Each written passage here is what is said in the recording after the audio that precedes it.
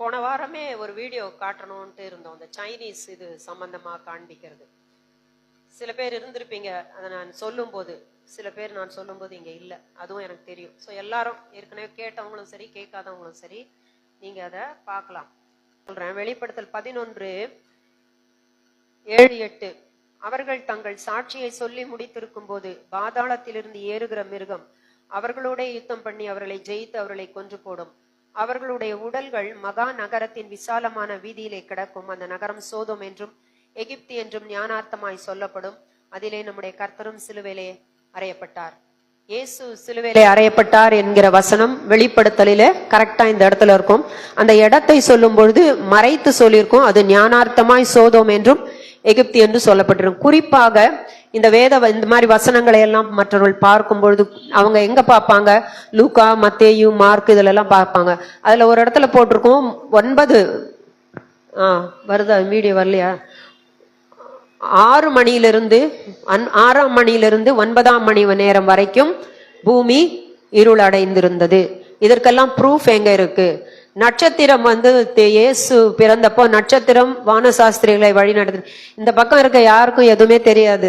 எனக்கு தெரியும், அந்த பில்லர் மறைச்சிரும். அதனால நீங்க ஒரு மாதிரி கொஞ்சம் அட்ஜஸ்ட் பண்ணி பார்க்கணும்னா என்ன, ஒரு எப்படி 10 மினிட்ஸ் ஓடும் அந்த வீடியோ நீங்க பார்க்கணும்னா. ஸோ நட்சத்திரம் எப்படி வழி நடத்தும் அப்படின்லாம் நிறைய கேள்விகளை கிறிஸ்தவர்களை என்ன செய்யறாங்க, கேட்டுட்டு வேதாகமம் தவறு என்று சொன்னாங்க. இதுக்கெல்லாம் ப்ரூஃப் எங்க இருக்கு, இதுக்கெல்லாம் ரெக்கார்டு எங்க இருக்கு அப்படின்னு கேட்கும்போது இன்னைக்கு இதுக்கான ரெக்கார்ட்ஸ் எல்லாம் சைனாவில் அந்த நாட்களிலே இருந்த பேரரசன் ஒருவன் சரியாக அவைகளை என்ன செஞ்சிருக்கான், டாக்குமெண்ட் பண்ணி வைத்திருக்கிறான். அது இன்றைக்கு கண்டுபிடிக்கப்பட்டு இன்றைக்கு அவைகள் பேசப்படும். சைனானா ஒரு கம்யூனிஸ்ட் தேசம், தேவன் இல்லை என்று சொல்லுகிறவங்க நினைப்போம். ஆனா ஒரு 4000 ஆண்டுகளாக அவர்கள் ஒரு தேவனை வழிபட்டவங்களாக அவங்க இருக்கிறாங்க. ஒரு தேவனைன்னா அவங்க பாணியில ஒரு கடவுள்னு அவங்க இறைவன் அவங்க வழிபட்டு இருக்காங்க. இப்போ நம்ம அதற்கானதை தான் பார்க்க போறோம். அந்த வீடியோவை நீங்க பார்க்க ஆரம்பிங்க, பிளே பண்ணுங்க.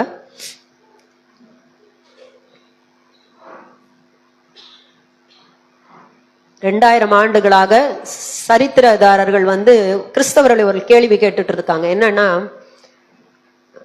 வானம் உண்மையாகவே இருள் அடைந்ததா இயேசு மரித்த நேரத்திலே? ஏன்னு சொன்னா அன்னைக்கு ஃபுல் மூன் தான் வரணும், எக்லிப்ஸ் வர முடியாது.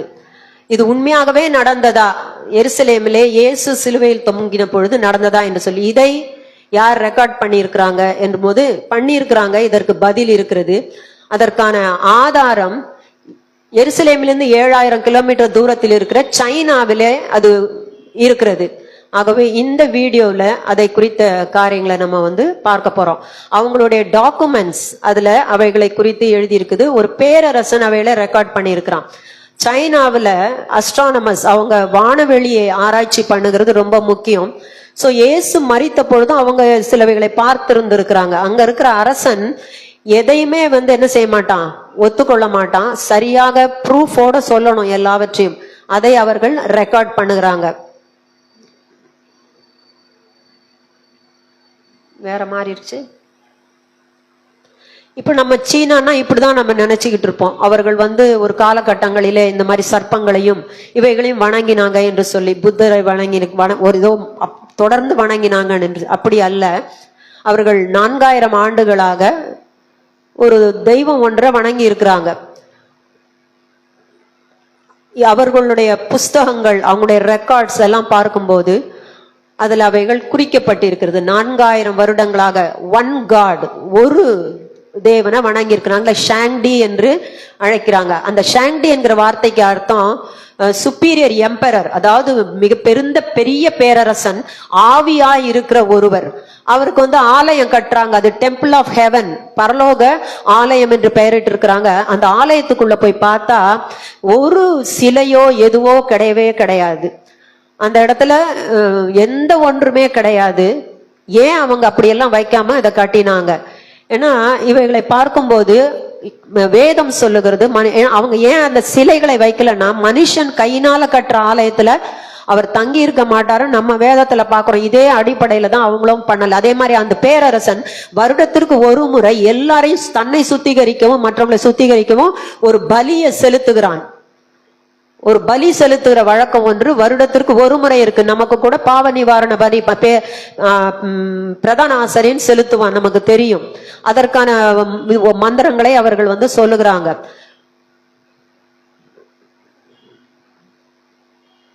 அவங்களுடைய ஆலயத்துல எந்த ஒரு விக்கிரமும் கிடையாது. ரத்தம் சிந்துகிறதை அவர்கள் நம்பி இருக்கிறாங்க. எதற்கு? பாவ மன்னிப்புக்காக. அதனாலதான் பலி செலுத்துகிறதை அவங்க செய்திருக்கிறாங்க. இது 4000 ஆண்டுகளாக இது சைனாவில் நடந்திருக்கிறது. அதோடு கூட நோவாவை ஞாபகப்படுத்தக்கூடிய விதத்துல சில காரியங்களும் அங்கு சைனாவில் இருக்கிறது. நோவாவினுடைய வெள்ளத்தை வெளிப்படுத்தக்கூடிய விதத்துல சில விஷயங்கள் அங்கே காணப்படுகிறது. இயேசுவினுடைய மரணத்தை குறித்த அந்த சைனை குறித்த காரியத்தையும் அவங்க சிலவற்றை சொல்லுகிறாங்க. அவங்க நம்ம அந்த வானவெளி எவிடன்ஸ்க்கு போறதுக்கு முன்னால அவங்களுடைய எழுத்துக்கள் எல்லாம் எப்படி இருக்குன்னு பார்ப்போம். அதுல நம்ம எப்படி நோவாவினுடைய விஷயங்கள் எல்லாம் அதுல சொல்லப்பட்டிருக்குது, பைபிள் சம்பந்தப்பட்டது அதுல எப்படி மறைக்கப்பட்டிருக்கிறது என்று நம்ம பார்க்கலாம். அவங்களுடைய கேரக்டர்ஸ் எல்லாம் நம்மளத மாதிரி இருக்காது. எழுத்துக்கள் எல்லாம் அவைகள் எல்லாம் பிக்சர்ஸ், படங்கள், இமேஜஸ். அதை தான் அவங்க அங்க காட்டுகிறாங்க. இதில் குறிப்பாக ஒரு 3 இதை நமக்கு அவங்க சொல்லுகிறாங்க. ஒரு ஷிப் இல்லைன்னா ஒரு வெசல் என்று சொல்லக்கூடிய ஒன்றுக்கு அது இப்படித்தான் அவங்க எழுதுறாங்க. எப்படின்னா 8ன்னு போட்டு அதுல ஒரு வாய் இருக்கு, கீழே ஒரு படகு போன்ற ஒன்று இருக்கும். இது நோவா அந்த வெள்ளத்திலே, நோவா காலத்துல வந்த வெள்ளத்திலே தேவன் யாரை மாத்திரம் காப்பாத்தினாரு? 8 பேர் மாத்திரம்தான்.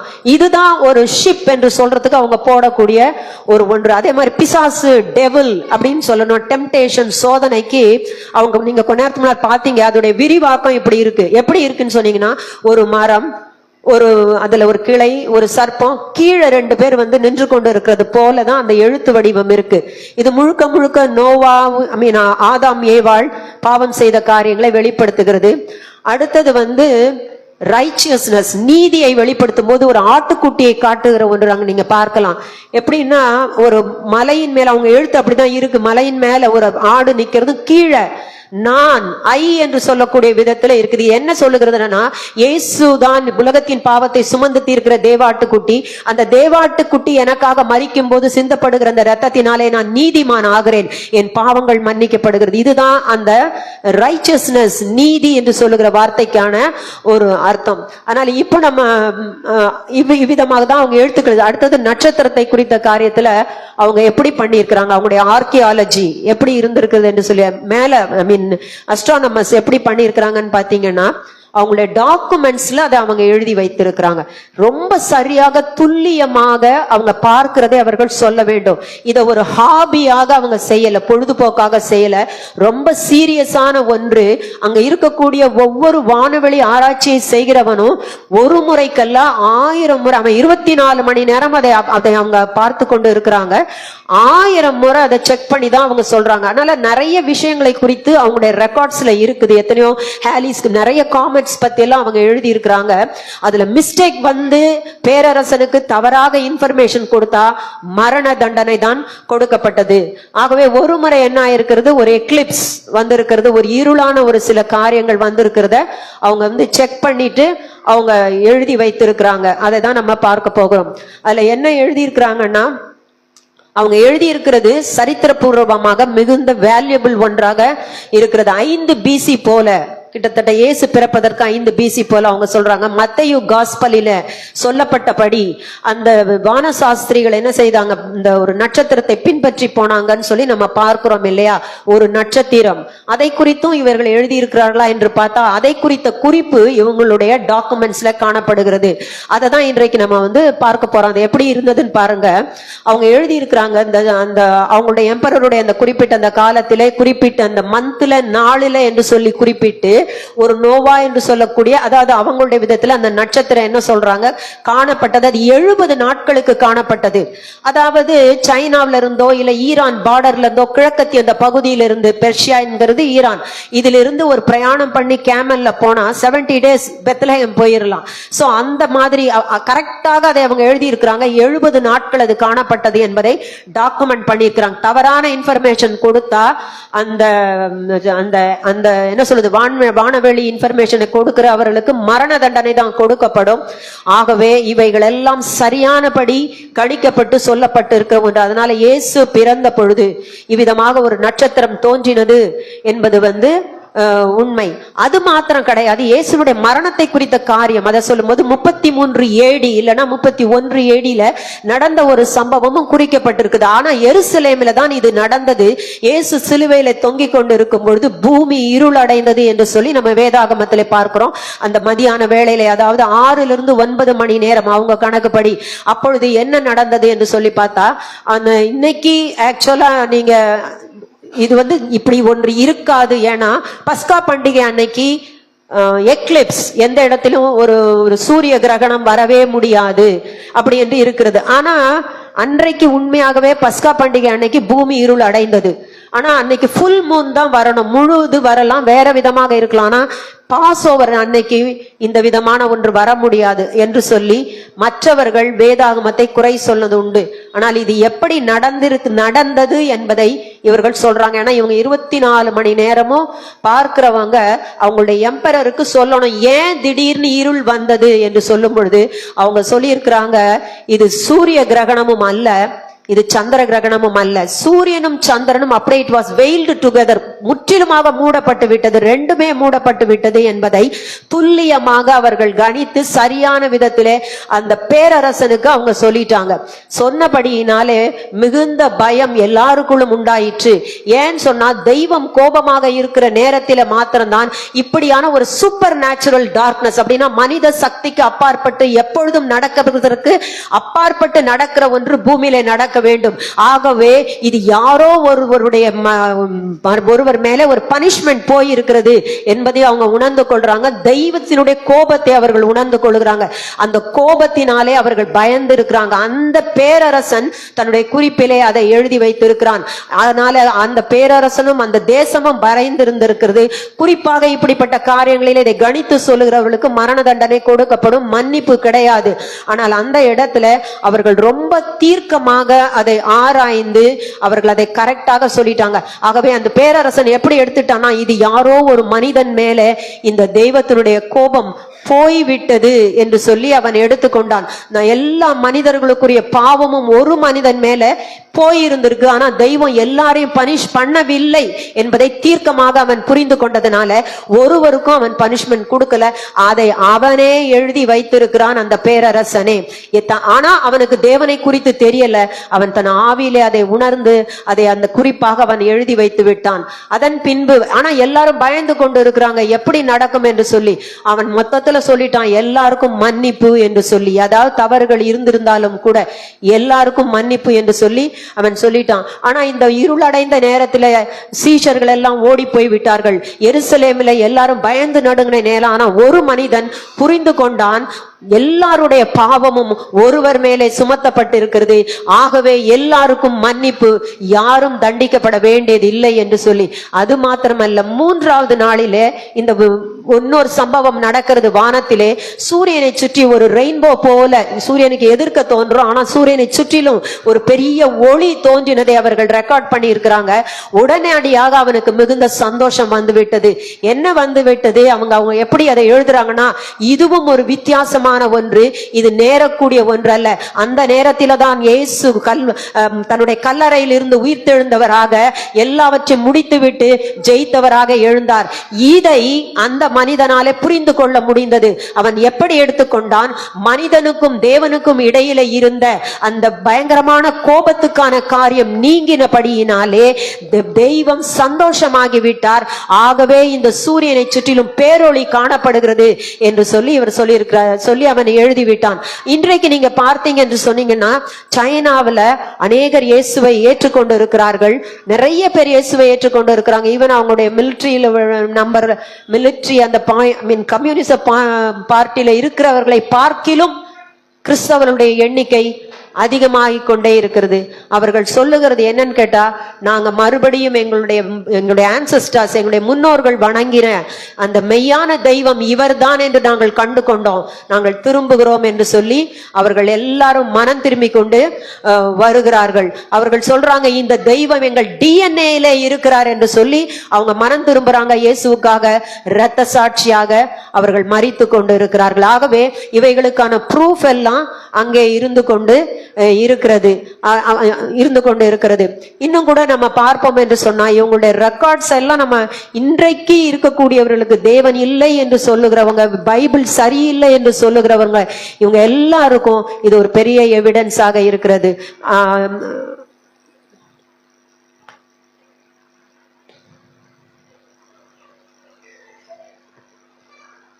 ஆகவே நம்ம முடிச்சுக்கலாம். அதனால சீனர்களே இந்த அளவுக்கு இன்னைக்கு அவங்க சொல்றாங்க, we are going back to எங்களுடைய டிஎன்ஏலேயே இந்த தெய்வம் இருக்கிறார். ஆகவே நாங்கள் பழையபடி நாங்கள் கடந்து, அப்படின்னா என்ன, எங்களை உருவாக்கினவரே கல்வாரி சிலுவையிலே மறிச்சிட்டாரு. இந்த தெய்வத்தை தான் அவங்க வணங்கி இருந்திருக்கிறாங்க. அந்த பேரரசன் கூட தான் என்ன செய்யறன்னு தெரியல. சீஷர்களுக்கு கூட சத்தியம் புரியல. அதுல அழகா அதுல எழுதி இருந்தது, இயேசு உயிர் தெழுந்துட்டாருன்னு சொன்னா நம்பல. சீஷர்கள் கூட நம்பல, யாருக்கும் நம்பிக்கை வரல. ஆனா யாரோ ஒருத்தன், ஆனா அவங்க ஒரு தெய்வத்தை வணங்குறாங்க. அவங்க தெய்வத்துக்கு அவர் கையால் செய்யப்பட்ட ஆலயத்துல இருக்க மாட்டார்னு சொல்லி அவங்க டெம்பிள் ஆஃப் ஹெவன் சொல்லி உன்னை கட்டி வச்சுக்கிட்டு இருக்கிறாங்க. சோ வழி வழியாக ஒரு சுவிசேஷம் அவங்களுக்கும் வருகிறது. அதை நம்பின அவன் உணர்ந்தான். என்ன உணர்ந்தான்? எல்லாருக்குரிய பனிஷ்மெண்ட்டும் ஒருவர் மேலே போய்விட்டது. ஹல்லேலூயா, ஹல்லேலூயா. எவ்வளவு ஆச்சரியம்! நம்முடைய தேவனாகிய கர்த்தர் இத்தனை ஆண்டு காலமாக இந்த டாக்குமெண்ட்டை காப்பாத்தினாரு பாருங்க. ஹல்லேலூயா, ஹல்லேலூயா, ஹல்லேலூயா, ஹல்லேலூயா. அது உயிர் தெழுந்தது போல ஆயிடுச்சு. இவ்வளவு நாள் ரொம்ப காலம் செத்தது போல காணப்பட்டது. கம்யூனிசம் எழுந்திருந்தது. ஆனால் நம்முடைய தேவனாகிய கர்த்தரோ பெரியவர், அவர் ஞானத்தில் ஐஸ்வர்யம் உள்ளவர். வேதம் சொல்லுகிறது, தேவன் இல்லை என்று சொல்லி மதிகேடன் தன் உள்ளத்திலே சொல்லிக் கொள்வான். அந்த மதிகேட்டுத்தனத்தை பின்பற்றுகிற அந்த தேசத்திலே நானே தேவன், மெய்யான தேவன் என்று சொல்லி தேவனுடைய ஞானம் வெளிப்படத்தக்கதாக மரித்து போய் கிடந்த டாக்குமெண்ட்ஸை உயிரோடு கூட எழுப்பினவர் இன்றைக்கு உங்களுக்கும் எனக்கும் கூட நிறைய விஷயங்கள் மரித்து போயிருக்கலாம். ஹல்லேலூயா, ஹல்லேலூயா. அவர் உயிரோடு கூட எழுப்புகிறவராக இருக்கிறார், உயிர் தெழச் செய்கிறவராக இருக்கிறார். நம்ம பாட்டு பாடணும், உயிரோடு எழுந்தவர் என் இயேசுவே என்று சொல்லி, மரித்த லாசருவை நீ தேடி வந்தீரே என்று சொல்லி எல்லாம் நம்ம பாடினோம். ஹல்லேலூயா. ஆனால் இன்றைக்கு கூட நாமும் நிறைய விஷயங்கள்ல மரித்து போயிருக்கிறோம். பிசாசு நம்மை சாகடித்துக் கொண்டு இருக்கிறான். நம்ம பின்பற்றுகிற சில காரியங்கள் சரியில்லாத ஒரு விசுவாசம், சரியில்லாத சில விஷயங்கள் உங்களையும் என்னையும் சாகடித்துக் கொண்டு இருக்கிறது. நம்ம யோசிக்கிறோம், நான் கேர்லெஸ்ஸா தேவனுடைய காரியத்தில் இருக்கும் பொழுது, you remember you are slowly you are dying. I tell you, I'm very sorry. நம்ம கேர்லெஸ்ஸாக தேவனுடைய காரியத்தை நம்ம இருக்கும் பொழுது நீங்கள் மெதுவாக மெதுவாக உங்களுடைய ஆவியிலே செத்து கொண்டு இருக்கிறீர்கள். ஆனாலும் கூட நான் இருக்கிறேனே என்று சொல்லி ஒருவேளை நீங்கள் கேட்கலாம். வேதம் சொல்லுகிறது, அவர் மங்கி எரிகிற திரியை அணைக்கிறதில்லை. ஆகவே தான் நீங்களும் நானும் தேவ சமூகத்திலே வந்து கேட்கும் பொழுது உங்களுடைய என்னுடைய ஜெபம் கேட்கப்படுகிறது. நம்ம மார் தட்டிட்டு சும்மா சும்மா சொல்லி ஏமாத்திட்டு இருக்க கூடாது. நான் இயேசுவின் ரத்தத்தினாலே மீட்கப்பட்டேன், கழுவப்பட்டேன், ஆகவே நான் கேட்கிற எல்லாம் எனக்கு கிடைச்சிரும் சொல்லி நினைச்சிட்டு இருக்க கூடாது. அவர் கொடுப்பார். ஏன்னா மங்கி எரிகிற திரியை அவர் அணைக்க மாட்டார். ஆகவே இன்னைக்கு நான் யோசிக்கணும், நான் எப்படிப்பட்ட நான் எரிஞ்சுக்கிட்டு இருக்கேன், நான் எப்படி நான் எரிஞ்சிட்டு இருக்கிறேன். இன்னைக்கு நான் வந்திருக்கிறேன், நான் பாட முடிஞ்சிட பாருங்க, எனக்கு பாடக்கூட முடியல பாருங்க. தேவனுடைய வல்லமை இன்றைக்கு விளங்கி கொண்டு இருக்கிறது. ஹல்லேலூயா, ஹல்லேலூயா, ஹல்லேலூயா, ஹல்லேலூயா. அவர் பேசிக் கொண்டிருக்கிறார். ஒரு கம்யூனிச தேசத்திலே இத்தனை நாளும் கீழே மரித்து கிடந்த டாக்குமெண்டை அவர் எடுத்து வந்து சகல காரியங்களையும் அவரால் செய்ய முடியும் என்று சொன்னால் உங்களுக்கும் எனக்கும் அவர் செய்ய முடியாதா? ஆனால் நீங்களும் நானும் very sad to say மங்கி எரிந்து கொண்டிருக்கிறோம். எழும்பி பிரகாசி என்று வேதம் சொல்லுகிறது. ஏன் சொன்னாரு? ஸ்லோவா அப்படியே போயிரும். கடைசியில ஒரு நாள் வெளிப்படுத்தலில் சொன்னப்பட்டது போல, நீ செத்த சபை, நீ மனம் திரும்பாவிட்டால் உன்னுடைய பெயரை ஜீவ புஸ்தகத்திலிருந்து கிறுக்கி போடுவேன் என்று வெளிப்படுத்தல் 3 சொல்லுகிறது. மனம் திரும்புவோம், இயேசு சீக்கிரத்திலே வருகிறார்.